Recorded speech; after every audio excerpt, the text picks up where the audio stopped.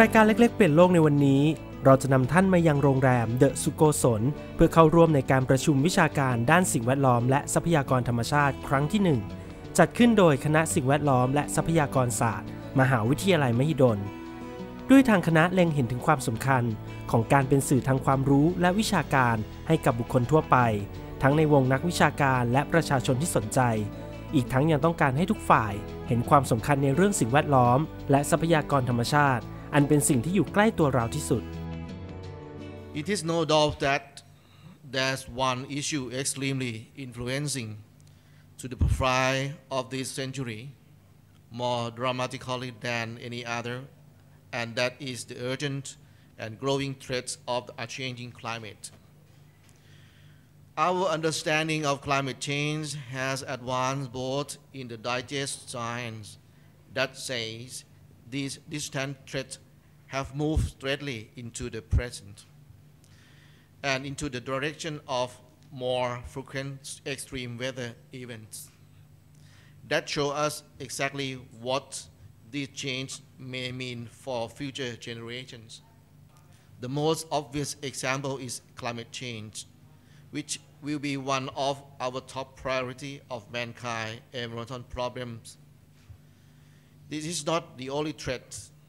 Many other clouds on the horizon, water shortage, land degradation, and the loss of biodiversity are existed.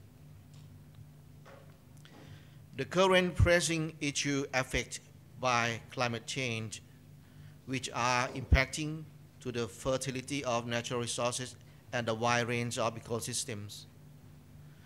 It is already observable in many parts of the world. In fact, it is generally acknowledged that in the world today, there are many crucial problems resulting from such factors as environmental destruction. Development of strategies in natural resource management, together with advance in understanding ecosystem function, using multidisciplinary approaches, are key to tackling this challenge and highlighting the importance of sharing knowledge and experience in the Southeast Asian region and beyond. In recent years, the scope, intensity, and complexity of risks and disaster have grown. Governments all around the world have therefore increased their focus on the means of solving environmental problems and a way of preventing natural disasters. Preparing for and handling emergencies is an immense task. With technological and financial support from developed countries, the region can find cost-effective ways to address climate change, such as mitigation, greenhouse gas emission without harming economic growth.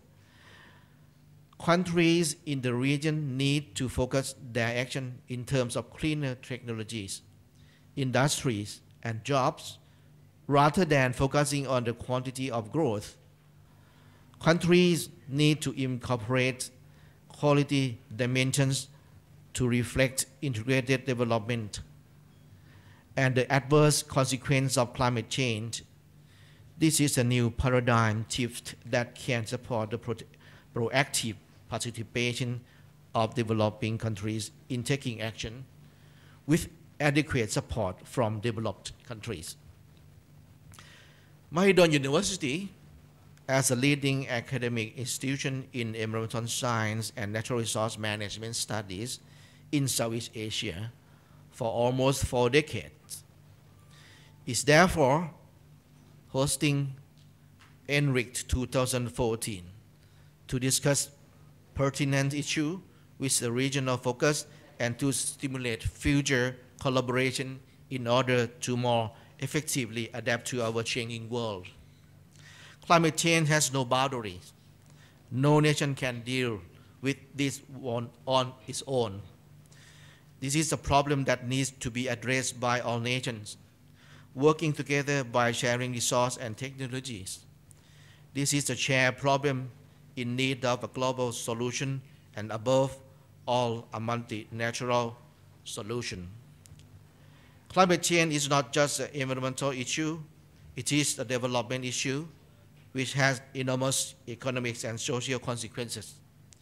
We need to understand the magnitude of the economic, social, and ecological challenge that confront us.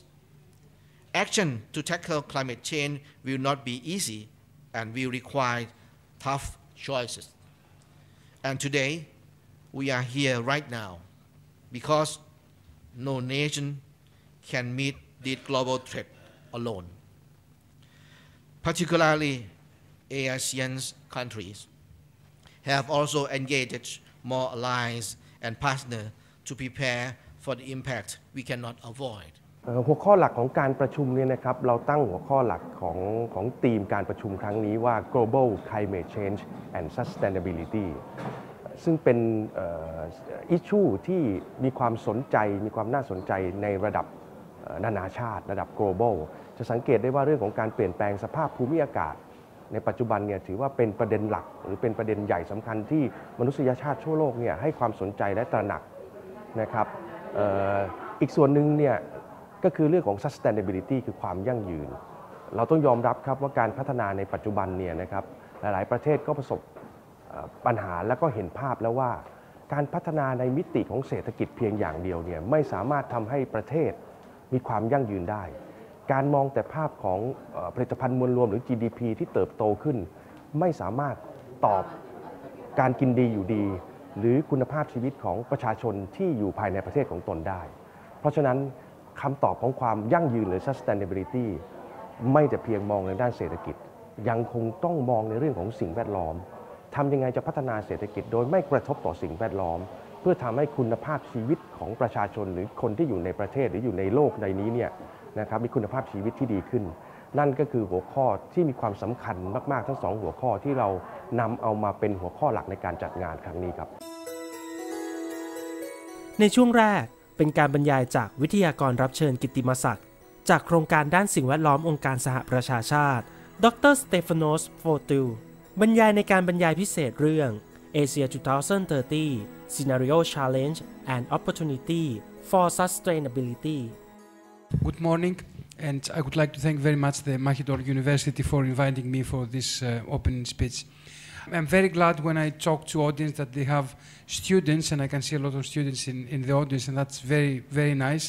I feel very good because, 2 days ago I was talking to a primary school in Bhutan about sustainable development, and now I'm talking to high-level experts on sustainable development. I have to tell you it was extremely difficult to talk about sustainable development in a primary school in Bhutan. So what I would like to do today is get you through some of research we have done in the United Nations Environment Programme about the status of natural resources in the Asia and the Pacific region. This is research that has been commissioned by the United Nations Environment Programme, and we have done in cooperation with the CSIRO, which is the Commonwealth Scientific Industrial Research Organization, with partners the Institutes of Global Environmental Strategies, the Energy and Resource Institute of India, the Chinese Academy of Science, and the University of Western Sydney. So what you will see in the rest of my presentation when it comes to data and scenarios is work that has been done by these scientific institutions. So I would like to start by looking at the consumption of some basic resources. So, and what we have here, we start with energy. So this is the consumption of energy in Asia Pacific, which is represented with the blue squares, world as a total with the black diamonds, and rest of the world with the triangles. And what you could see there is that the consumption of energy in Asia and the Pacific after the beginning of the 90s, it's increasing much more than what was happening before. More interesting figure is if we see what are the sources of energy in Asia, and what you will see, it's a huge transformation from a society that it was based on a kind of balanced mixture between coal, hydro, non-hydro renewables, and petroleum to a society that it's almost more than 50% based on coal. And you do know better than me that coal is the dirtiest form of energy that we can have today. So there's not only a huge increase in the amount of energy, but a huge increase on the contribution of coal to this energy. And let us see not only the total consumption, but the energy consumption per capita in Asia and in the rest of the world. Again, you will see Asia is always represented here with the blue square, how the per capita energy use is increasing. And of course, we used to say that the energy use per capita is an indicator of prosperity, but at the same time, it's an indicator of greenhouse gases emissions and bigger environmental impact. The last graph on energy, and for me the most important, is what we could call the energy intensity of the economy. How many dollars we need to produce 1 unit of energy. So you will see that we will need it, if we go back to the 70s, the energy that it was needed to produce $1 of GDP was decreasing. And this is an indicator of increased energy efficiency. We need less energy to produce GDP.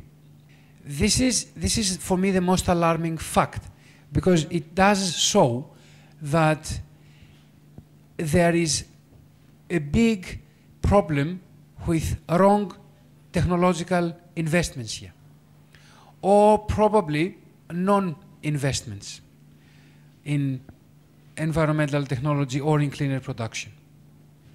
So one of the first things to take out of the discussion on energy is that Asia has become less energy efficient and needs more energy to produce $1 of GDP the last years. So let's go now to another figure, which is the resource use.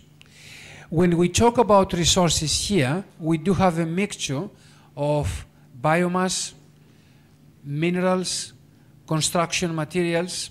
So it's an aggregation of something that it's very tangible, and it's materials we use in our economy. Again, you will see a huge transformation here. And I think this graph represents better than everything the transformation of Asian societies and economies the last 40 to 45 years. If you see in the 70s, more than 50% of Asia's consumption was biomass. And this is indicative of agricultural societies. This is indicative of societies and economies that they are based on agriculture as their main product. And back to the 70s, there were many countries in Asia that the main activity was subsistence agriculture.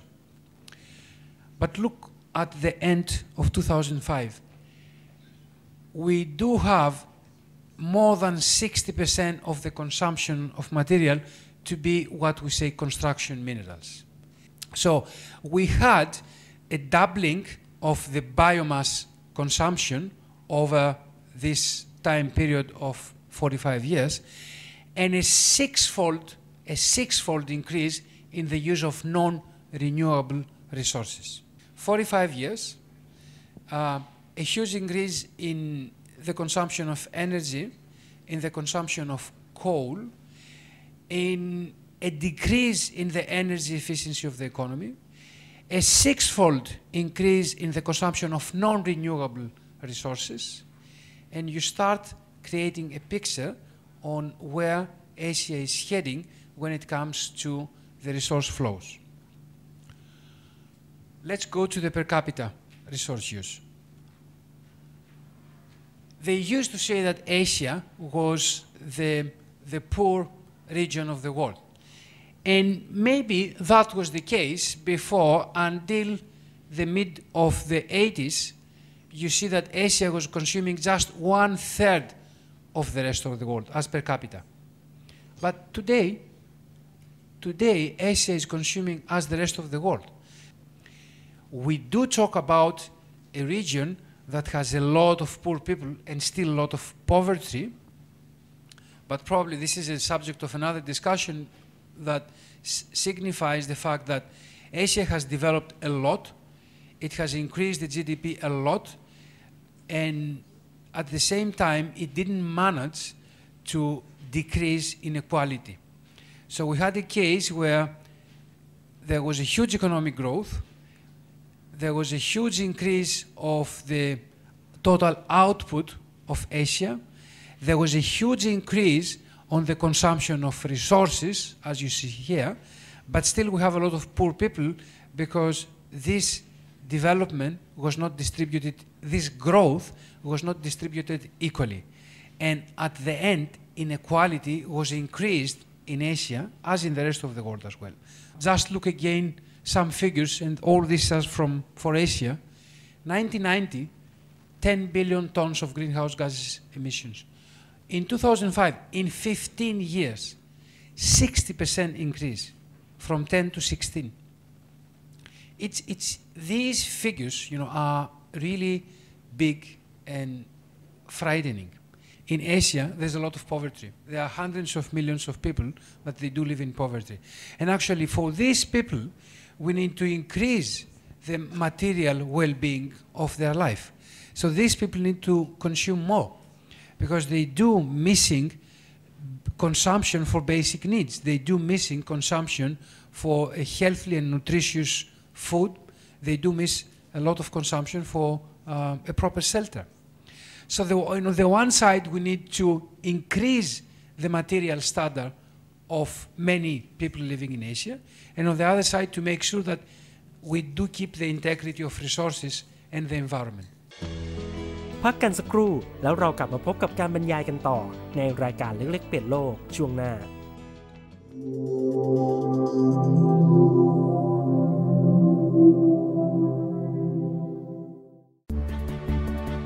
รายการเล็กๆเปลี่ยนโลกกลับมาพบกับการประชุมวิชาการด้านสิ่งแวดล้อมและทรัพยากรธรรมชาติครั้งที่ 1 กับดร. Stefanos Fotiou จากองค์การสหประชาชาติกันต่อ Another part of our research was to develop some scenarios.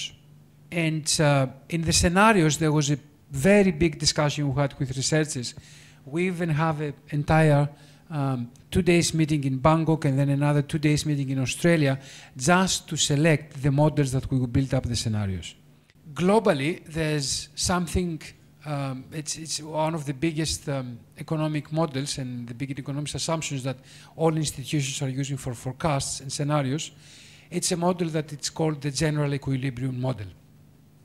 And actually the so-called the computational general equilibrium model.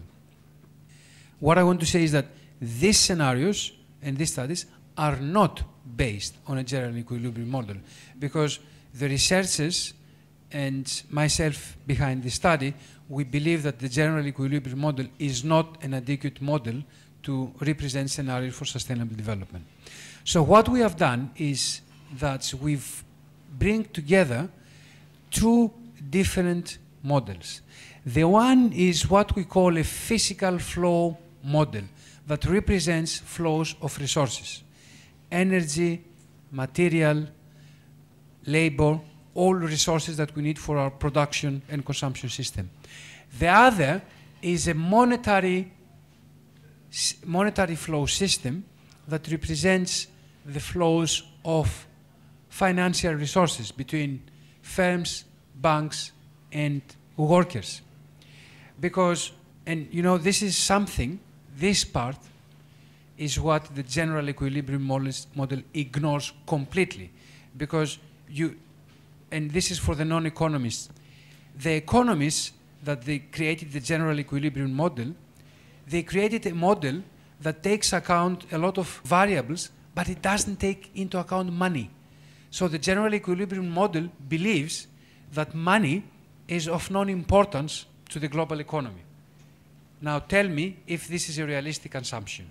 So we have 2 models, one representing the flow of natural resources, the other representing the flow of money in the economy. And we do combine these 2 the biophysical model and the financial model together.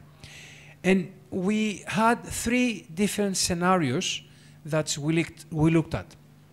The first is what we could call the business as usual scenario. In the business, and these are the assumptions of the business as usual scenario. We had assumptions about the labor productivity, energy intensity, material intensity, consumption, production, and type of technology that we will use. We do make the assumption that we will have 25% increase in the energy and material efficiency. So even the business as usual scenario assumes that our energy and material efficiency is becoming better for the next 40 years. Okay? So it's not a scenario that says we will achieve nothing. We will achieve 25% increase in energy and material intensity. The second scenario was the resource efficient scenario. What we have done here is that we have just doubled the increase of the efficiency. So the rates of energy and material efficiency are improved not by 25%, but by 50%. And this is a huge, huge thing. More or less the rest, the consumption, production, and types of technology are stayed as in the business as usual scenario. The third scenario, which is what we call system innovation, you will not see the first parts because are exactly the same. What we change there is the consumption and the technology. So we do assume, as previously, the 50% increase in efficiency of energy and materials. And on top of this, we do make some additional assumptions. So first of all, that we have a 50% decrease in the intensity of consumption. It doesn't mean that the consumption will go down. It means that the intensity by which we consume, and intensity by which we consume means the amount of money that they go to final consumption as percentage of our income or of our investments will decrease by 50%. So we will save more and we will consume less proportionally. The second bigger assumption is about the type of technology, especially when it comes to transport. And why? Because transport today is responsible for more than 25% of greenhouse gases emissions. And you will see that the main assumption is that rail becomes the predominant mode of transport, both for passengers but also for goods, for freight.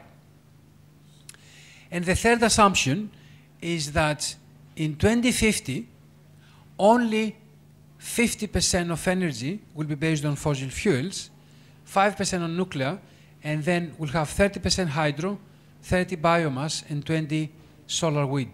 So we will more or less have 50% 3 into 50% non-greenhouse gases energy sources. You will probably tell me that this is a bit unrealistic, and I would agree with you.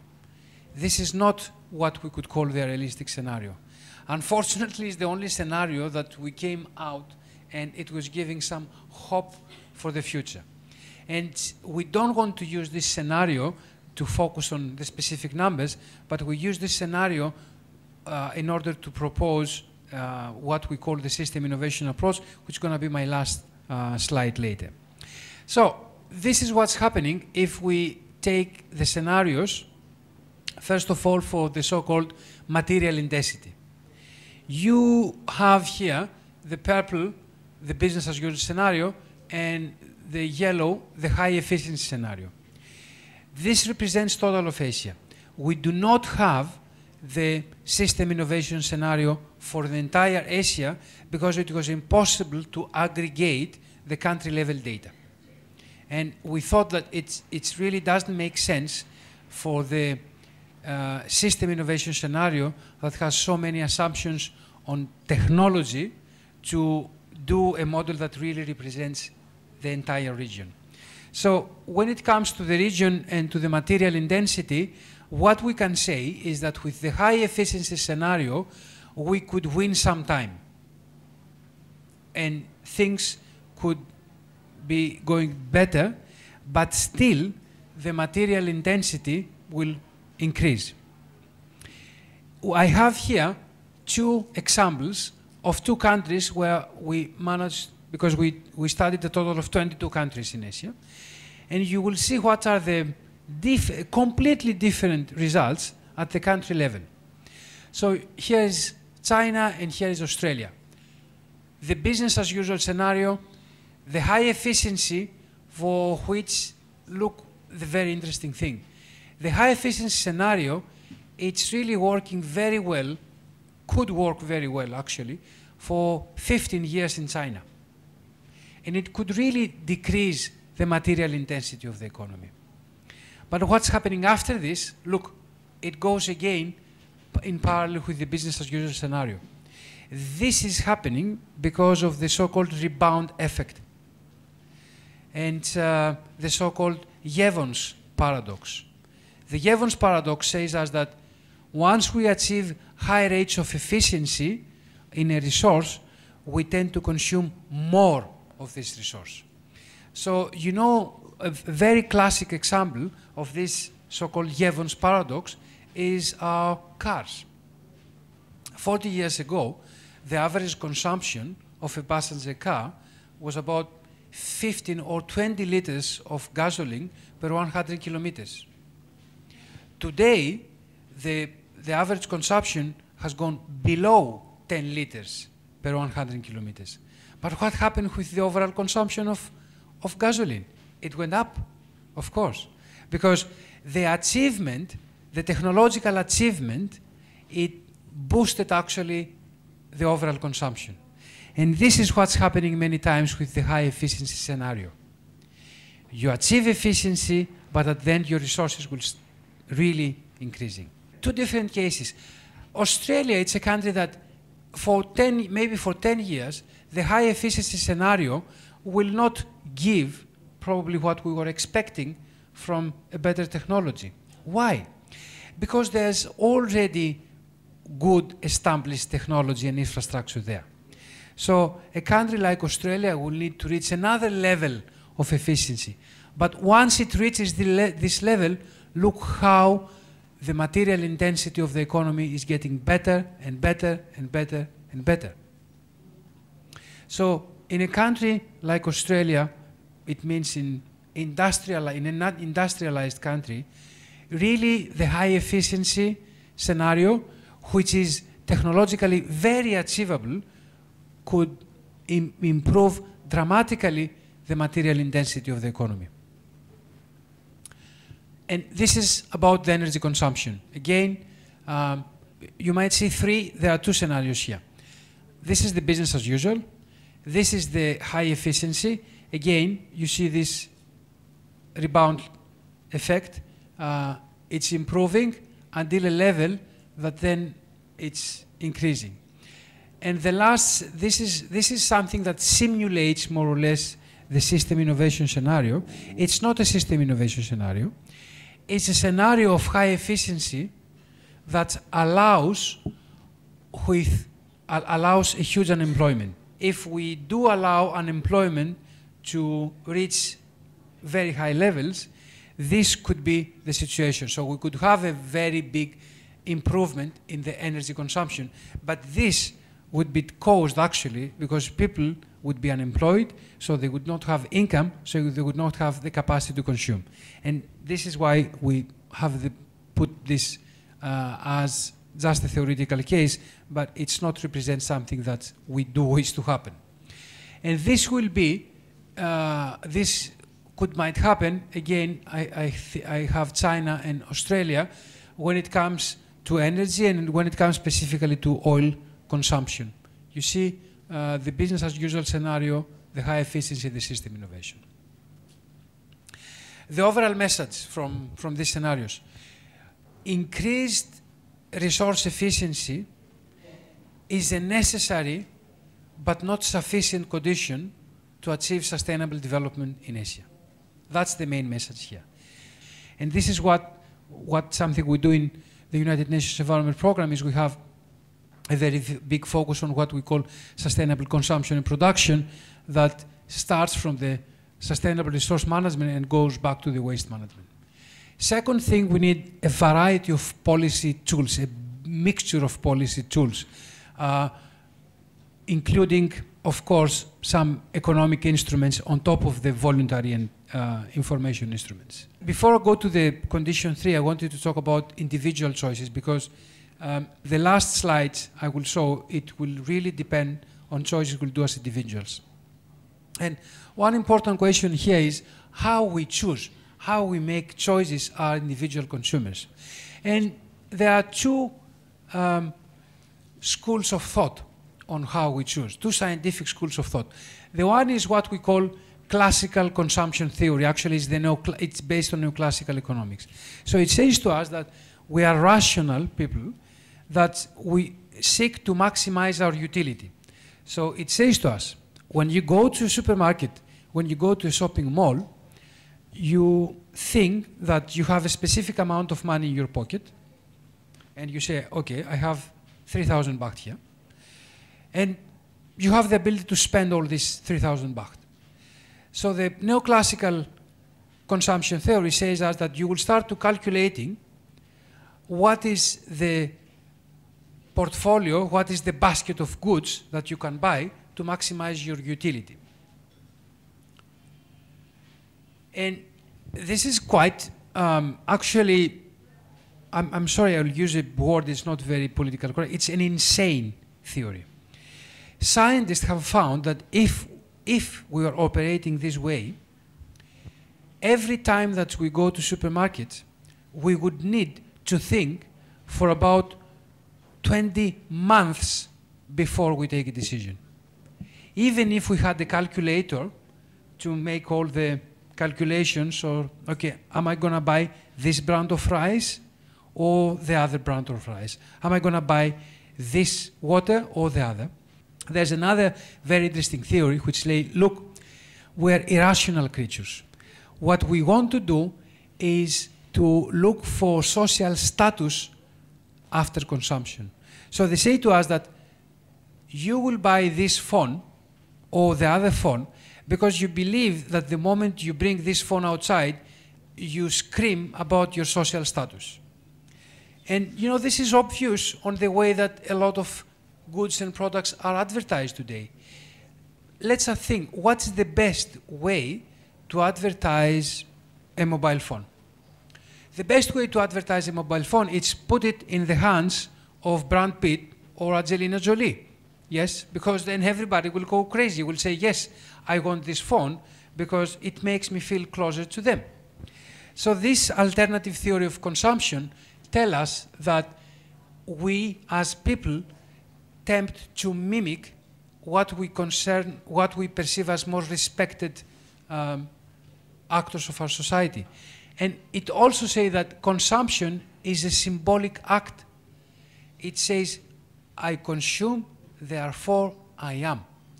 So I will buy this cloth or this product and I will express identity.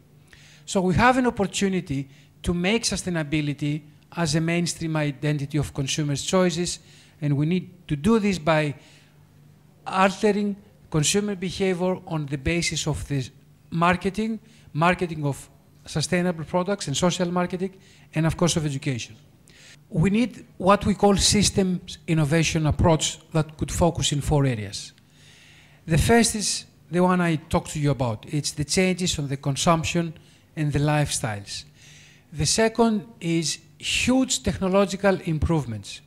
But technological improvements permit us to increase our energy, our material efficiency without compromising what we call nutritional budgets. So we don't want a technological improvement that it will make the food more expensive.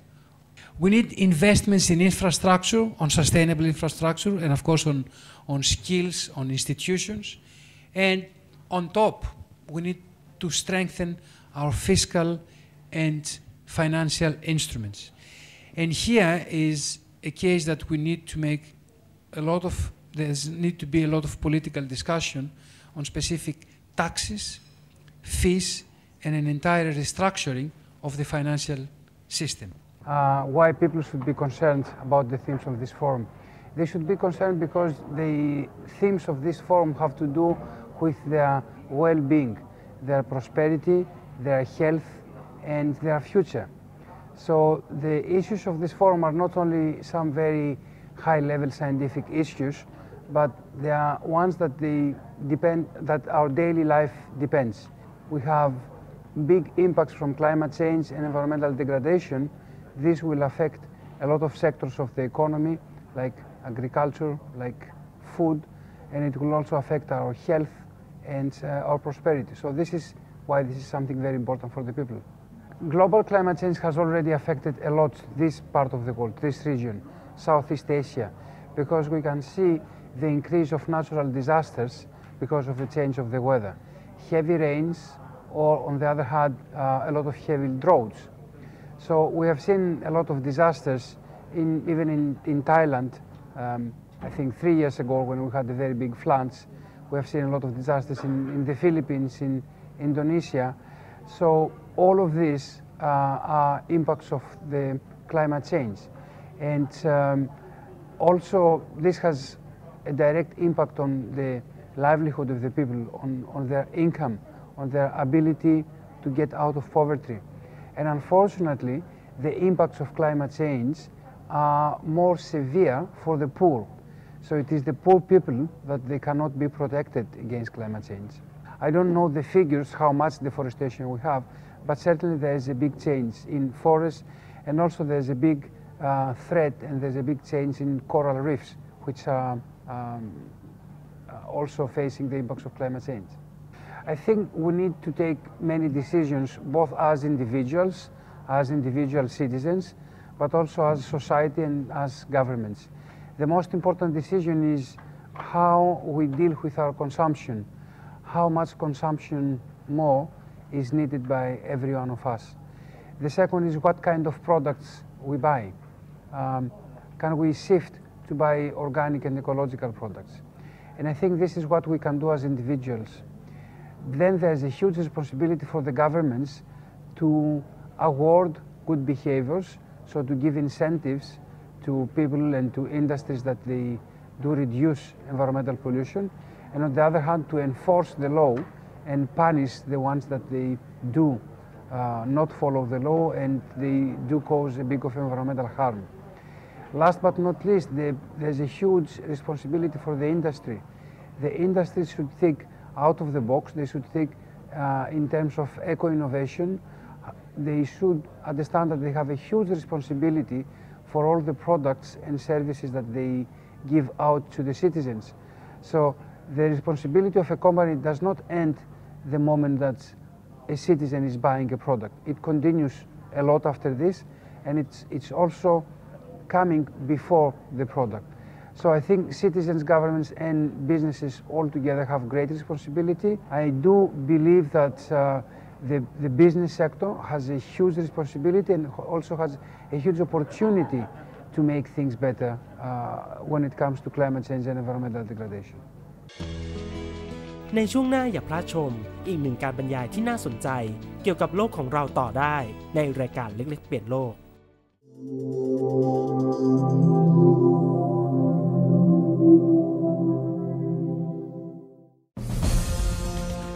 ในช่วงนี้เป็นการบรรยายจากดร.โชค บุรกุล Group Managing Director และ CEO ฟาร์มโชคชัยกรุ๊ปเป็นผู้บรรยายในเรื่อง Climate Change Impact on Agriculture and Economic Sector and Responsive Developmental Approaches to Corporate Sustainability. It is a special opportunity for me to share my experience, ideas, and views for the benefit of not only those here at the conference, but with the world at large. Farm Chok Chai is a privately owned Thai livestock agribusiness. Dr. Chok Chai Bulagun, my father and founder of the company, began this operation over 50 years ago in the Dong Phaya Yen range. Farming is an occupation that has been strongly supported by His Majesty, the King, and his predecessors. It is the essential for the survival of humanity. For more than 5 decades, Farm Chok Chai has been steering the cattle farming business, starting with the beef cattle, shifting to dairy cattle farming, and expanding to other related businesses. With a strong team of veterinary and animal husbandry experts, we have developed a breed of dairy cattle that can adapt to the local climatic conditions. Supported by strong feed management and dairy herd and health management program, we have become the largest full-cycle dairy farm with international standard. As our dairy business is a large operation with many cattle, workers, vehicles, and tourists, there is a lot of carbon dioxide emitted, and it adds to the greenhouse effect. So we need to counterbalance the effect by first creating awareness among our workers. Our first project was Forest Preservation Project campaign. It was to create a conscience for high value of the environment. This actually began about 20 years ago when we planted a seedling which have now grown to be a small forest. Part of the forest is a boutique camp where campers are given the environment to be close to nature, to have their worries and rejuvenate themselves. It also creates a respect to nature. Agriculture is, of course, an important topic as it the deal with food, which is essential for life. We are an agricultural organization. An important factor to consider is the effect of nature on our business. We cannot control nature, but we have to go along with how Mother Nature moves. Natural disasters are becoming more frequent and causing havoc more often. The timing of rain has become unpredictable and disturbs the normal pattern of farmers. It becomes too hot or too cold and for a longer time. This has a strong impact on our dairy business. Sportsmen need a balanced food program to perform well, so do cattle. Not only food, but they need a balance of the climatic conditions. It is not only difficult to predict the timing of the rain, but also the volume of the rain. If the rain is less, then the milk yield is low. If too much, then it affects the plants, which it in turn affects the quality of the milk. Cattle cannot tolerate two main aspects of nature, and that is heat and humidity. We cannot escape from it, but we can find a way to combat these.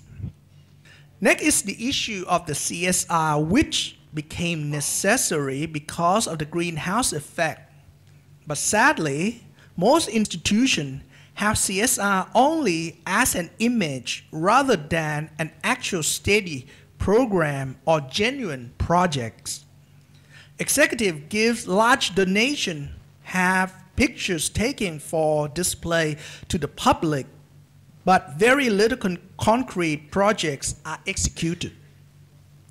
In theoretical terms, we should look at the Buddhist teachings, which said that we need to know both the cause and the effect of a problem. So for CSR, we need to look at the cause first, then at the problem. For example, many people suffer from the lung cancer because of smoking. So therefore, should the tobacco company that produces the cigarette be financially responsible for the treatment of the cancers?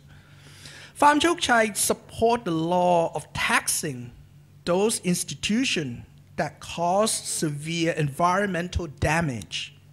if the planning would take into consideration the impact of a project on the environment and make definitely plan to avoid it, a lot of environmental damage would be reduced. Farm Chok Chai considered the problem 20 years ago.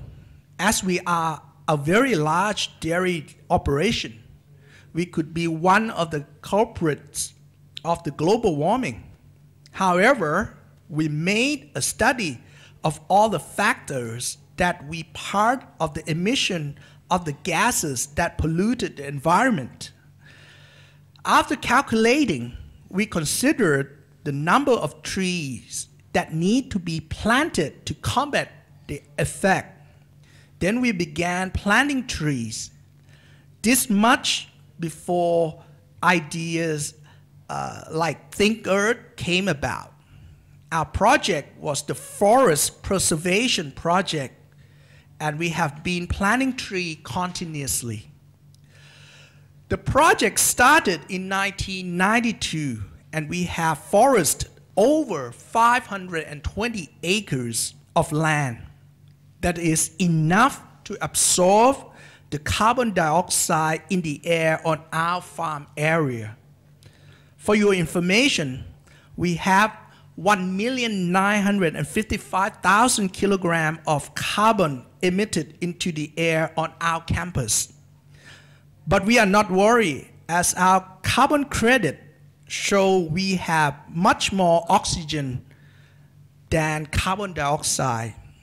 The awareness has spread to all of our more than 300,000 tourists every year. After the initial project, Farm Chok Chai added more activities to show responsibility for the care of the environment. Biodiesel is produced from used cooking oil of the restaurant and from other donors. The diesel produced is used for the farm vehicle, and the result is that the amount of carbon dioxide from the exhaust of the vehicle has at least 20% less carbon dioxide than regular diesel. One of the byproducts during the distillation process is glycerine, which can be used for cleaning. Earthworm culture is another environment-saving project. Waste from the kitchen, from the office, dry dung and dry leaves are put into a bed and earthworm breed in the bed. The earthworm consume all that is in the bed, and the excreta forms excellent organic fertilizer, which is used for our organic garden. We have a wastewater pond, which is basically dung and water. When the feedlot and the milking parlor are cleaned with water, the water is drained down to the pond. The water in the pond is used as fertilizer for the forest trees. Most of the hay that is not consumed by the cattle are fermented and used as fertilizer for growing trees, very useful during the dry season. We also use the dung of the cattle to make small pots of plants. Thus, the pots hold the soil and also add the quality of the soil when roots absorb the water from the pots. Finally, we have hay mixed with soil and other dry leaves and left to ferment for a month. This forms excellent compost for seedlings. For milk product, we calculate all the carbon emitted in every step of the milk production, like the power used, the transport used, the cattle dung, and other factors too. The formula given by the Mahidol University professor helped us to come up with a carbon footprint number. At present, it is 2.58 kilogram carbon. The closer we get to zero is the better it is. It is not easy to explain to the people of Thailand about the importance of carbon footprint label. It is an important factor to balance the value of business and its impact on the environment. We believe that this should be a priority around the world. We should add carbon footprint to the essential of the standard certification. We should also consider morality and virtue seriously. We should ask our society at large, do we have the morality and virtue or not? If we do not, how should we evaluate it? I want you to consider and think about it. Thank you. เรื่องเกี่ยวกับ global warming หรือเรื่องอะไรที่เกี่ยวข้องกับผลกระทบทางธรรมชาติเนี่ยมันต้องเกิดจากการทำให้คนเกิดจิตสำนึกและทำโดยอัตโนมัติ เพราะวันนี้เนี่ยไอ้เรื่องพวกนี้บริษัทใหญ่ๆเริ่มเอามาใช้เป็น marketing campaign คือมาทำให้ตัวเองดูดีโดยการที่บอกว่าตัวเองเราไปทำ CSR แคมเปญทำนู่นทำนี่หลายๆแคมเปญจริงๆถ้าเรา define ชัดเจนเนี่ยมันไม่ใช่ CSR นะบางทีมันเป็นแคมเปญที่เราเรียกว่าเป็นเรื่องของการทำบุญกับ CSR นี่คนละเรื่องเช่นคุณไปช่วยเด็กไปทาสีโรงเรียนเด็กเนี่ยอันนี้เราถือว่าเป็นการทำสาธารณกุศลซึ่งก็ดีนะแต่ถ้า CSR จริงๆเนี่ยมันต้องเป็นเรื่องที่เกี่ยวข้องกับอุตสาหกรรมที่คุณอยู่ถูกไหมฮะเช่นอย่างที่เมื่อกี้ผมยกตัวอย่างไปแล้วว่าถ้าคุณอยู่ในอุตสาหกรรมเกี่ยวกับข้องกับบุหรี่สมมุตินะถ้ามีคนเป็นโรคเป็นอะไรเป็นมะเร็งที่ปอดมากขึ้นเหตุเกิดจากคุณต้องรับผิดชอบเรื่องนี้อันนี้คือ CSR มันถึงมาจากคำว่า corporate social responsibility แต่ตรงเนี้ยวันนี้ผมคิดว่าสังคมเรายังทำไม่ถูกจุดบริษัทใหญ่ๆก็เลยมีโอกาสที่อยากจะไปทำโน่นทำนี่อะไรซึ่งไม่ได้เกี่ยวกับสิ่งที่ตัวเองทำแล้วเหลือเป็นมรดกเอาไว้ในสังคมนี้ผมก็เลยกำลังอยากจะบอกว่าถ้าองค์กรเรามีองค์กรแบบนี้สิ่งที่เราควรทำอย่างแรกก็คือต้องทำให้มันเกิดความชัดเจนในแต่ละส่วนงานว่าใครทำอะไรก็รับผิดชอบสิ่งนั้นอย่างฟาร์มโชคชัยก็คือจะใช้คำว่าโครงการความรับผิดชอบต่อการกระทำเราไม่ใช้คำว่า CSR นะเพราะว่าถ้า CSR วันนี้ฟังดูก็ไม่รู้อะไรคือ CSR แต่ถ้ารับผิดชอบต่อการกระทำก็คือคุณทำอะไรคุณก็รับผิดชอบสิ่งนั้นซะไอ้เรื่องปลูกป่าก็ไปให้คนที่อย่างผมเนี่ยต้องปลูกเพราะผมเลี้ยงวัวนะของผมนี่ชัดเจนเลยเรื่องคาร์บอนไดออกไซด์นี่ชัดเจนแต่บางคนที่ทำอย่างอื่นก็ควรจะต้องไปรับผิดชอบต่อสิ่งนั้นคราวนี้ถ้าเราทุกคนบาลานซ์กับสิ่งที่เราทำและรับผิดชอบต่อสิ่งนั้นนะผมคิดว่าสังคมมันจะบาลานซ์ขึ้นในเชิง economical กับสิ่งที่เกี่ยวข้องกับ environment ของเราด้วยนะครับในตอนหน้าเรายังอยู่ในการประชุมวิชาการด้านสิ่งแวดล้อมและทรัพยากรธรรมชาติครั้งที่1โดยคณะสิ่งแวดล้อมและทรัพยากรศาสตร์มหาวิทยาลัยมหิดลเพื่อพบกับอีกหนึ่งกิจกรรมสัมมนาเพื่อการเปลี่ยนแปลงและสร้างสรรค์โลกของเราในรายการเล็กๆเปลี่ยนโลกท่านผู้ที่สนใจสามารถติดต่อสอบถามเกี่ยวกับข่าวสารและกิจกรรมดีๆจากคณะสิ่งแวดล้อมและทรัพยากรศาสตร์มหาวิทยาลัยมหิดลได้ที่โทรศัพท์หมายเลข02-441-5000 หรือทางเว็บไซต์ www.en.mahidol.ac.th